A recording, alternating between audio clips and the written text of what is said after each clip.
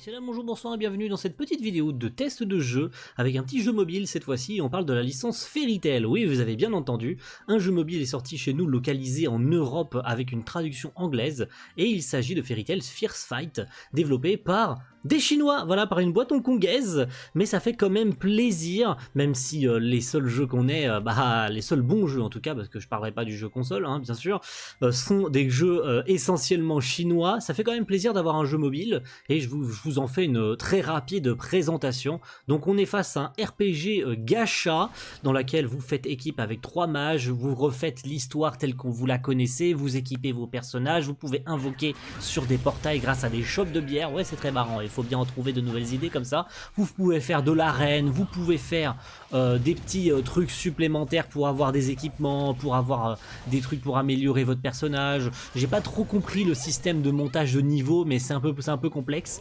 Puis bien sûr au niveau de l'histoire, c'est l'histoire classique de Fairy Tail, hein. Je ne sais pas jusqu'où ça va, il me semble que ça va jusqu'à Tartaros, mais j'en suis pas certain puisqu'il y a très grande chance que je n'avance plus dans le jeu. C'était uniquement pour le test et aussi pour vous mettre au courant que ce jeu existe, hein, surtout puisque la plupart d'entre vous qui ne jouez peut-être pas sur mobile n'étiez pas au courant que ce jeu Fairy Tail existait. Donc ça fait quand même plaisir d'avoir un jeu Fairy Tail, surtout qu'il est localisé en Europe et qu'il est sorti il n'y a pas longtemps, donc c'est quand même important de l'avoir.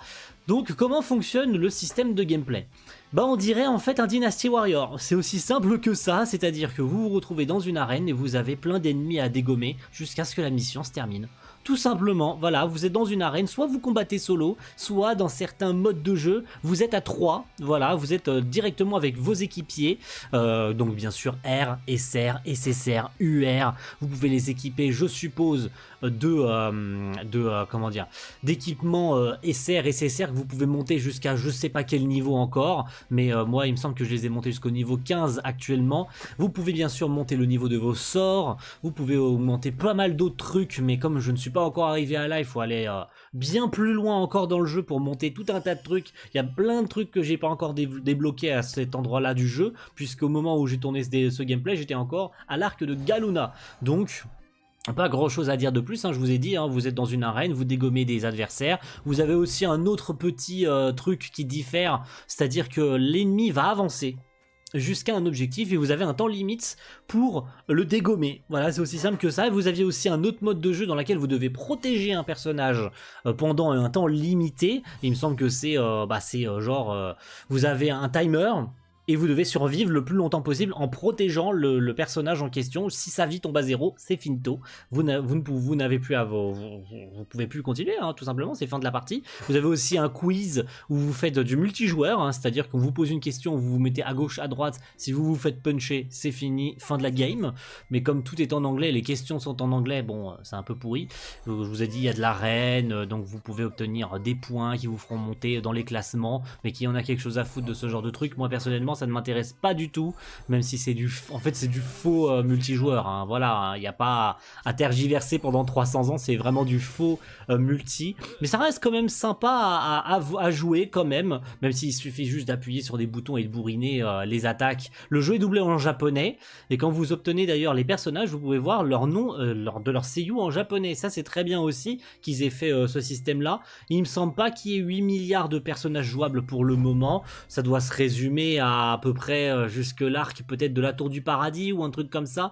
Il me semble pas qu'il y ait 8 milliards de personnages, en tout cas les bannières sont assez limitées pour l'instant, et le personnage phare à obtenir sur la bannière en ce moment, il me semble que c'est Juvia, mais je suis pas encore sûr. Voyons, on verra bien comment le jeu va évoluer, puisqu'il était encore disponible que en Chine ou en Corée ou je sais plus où il y a encore peu de temps, et c'est bien qu'il ait été localisé chez nous. On verra bien le temps qui durera. Si c'est pas assez rentable pour la boîte hongkongaise de l'avoir importé en Europe, ils fermeront les serveurs européens, il faudra se rabattre sur la version asiatique.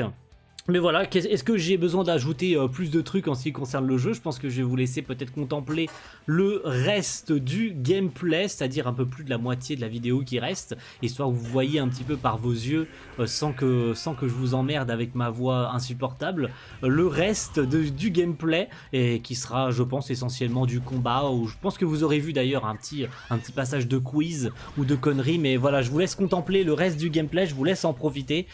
C'est disponible du coup sur l'App Store et je suppose bien sûr sur l'Apple Store, mais j'en suis pas encore sûr. Il me semble qu'il est disponible que sur Android. Donc messieurs possesseurs d'iPhone, dommage pour vous. Hein, fallait pas acheter un iPhone. Hein. Les iPhones, on sait tout le monde que c'est de la merde. Waouh, je lâche une dinguerie. Voilà, ça c'était la phrase de fin. Merci à tous. Profitez du reste du gameplay. Et on se donne rendez-vous pour un prochain test de jeu. Ciao tout le monde. Bye. 俺の炎はただの炎じゃねえぞ。アディの炎は全てを破壊する。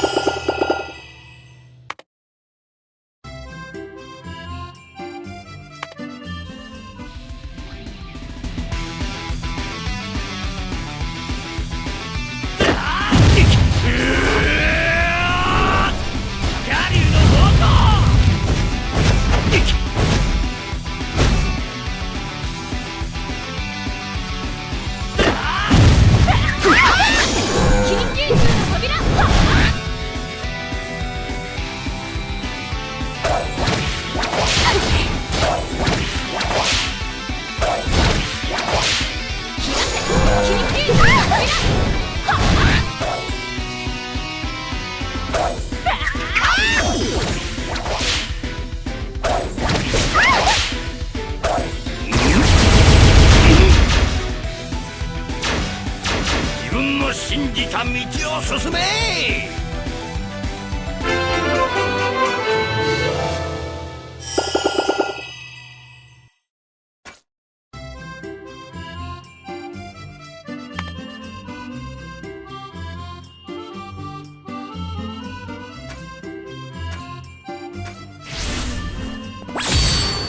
燃えてきた。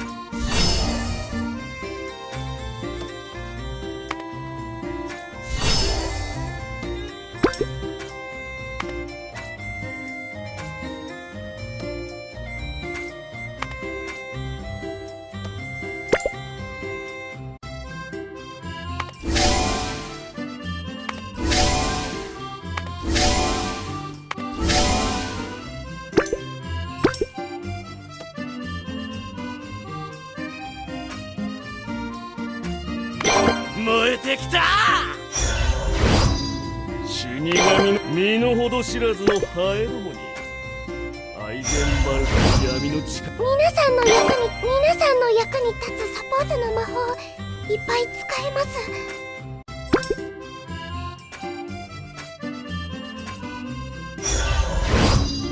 燃えてた時もあったよな。